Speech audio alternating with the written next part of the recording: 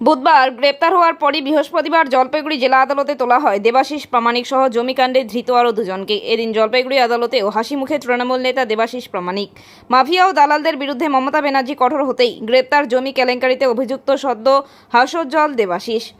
সরকারি জমি বিক্রির অভিযোগ। জানা গিয়েছে, মুখ্যমন্ত্রীর নির্দেশে গ্রেপ্তার হওয়া জলপাইগুড়ি জেলা পরিষদের প্রাক্তন কর্মাধ্যক্ষ তথা তৃণমূলের ডাবগ্রাম ফুলবাড়ি সাংগঠনিক ব্লকের সভাপতি দেবাশিস প্রামাণিক সহ আরও দুজনকে বৃহস্পতিবার জলপাইগুড়ি জেলা ও দায়রা আদালতে তোলা হয়। পুলিশ সূত্রে জানা গিয়েছে, ধৃতদের 7 দিনের রিমান্ডে নেওয়া হয়েছে।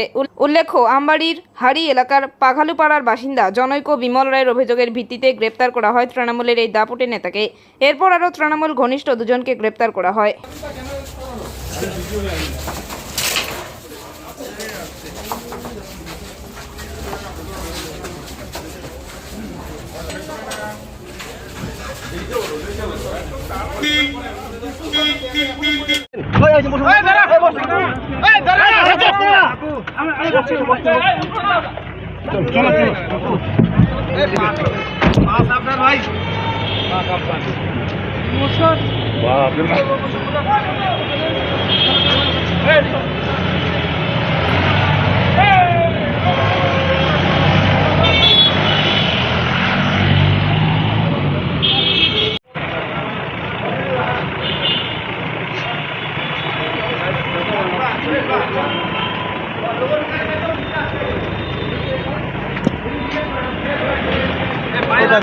বাড়িটায় লেগে যাবে তো।